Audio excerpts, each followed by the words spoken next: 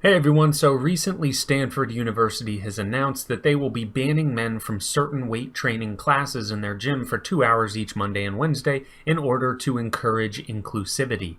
Now, first of all, I read this article that claims men are being banned from their gym completely during this time, but apparently that's not true. Men are only banned from a certain room for a certain weight training class. To me, this is irrelevant. Any sort of banning of people based off gender should be done away with the possible exception of bathroom use. And ironically enough, what have SJWs been fighting for recently? To do away with the segregation of bathrooms. But I digress.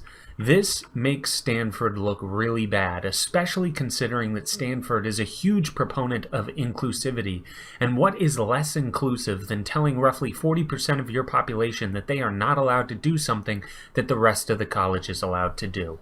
And here's another thing. Jennifer Sexton, the director of fitness and wellness at Stanford, has said, quote, "We created it to make a place where women and trans women at any level would feel comfortable working out," end quote. So, okay, how terrible of a message does this send about women? How bad does this make women look? Especially women who support this type of segregation. Well, it's certainly antithetical to everything feminism was supposed to stand for, isn't it? I thought feminism was claiming that women are strong, independent, and able to endure and overcome just as much as a man.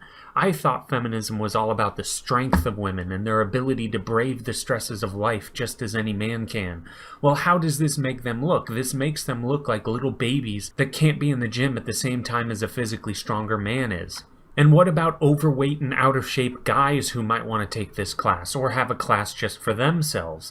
There are plenty of males who go to the gym and are intimidated by the 220-pound dude who's at 6% body fat. So how about their safe space? Do they not get one because they are male, or even worse, probably a white male? No, of course not. And why is this? Is it because they don't want one? Maybe, maybe not. But the only reason that really matters is that they would never get one in the first place because they are male. Only females get this special treatment, and they know once they cry foul and cry feminism, if there is one chink in the armor of the college administration, they will cave to any demand made by people who will accuse them of not being inclusive enough or accuse them of being patriarchal. This whole thing does not do women any favors. If I were a woman, I would be pissed about this.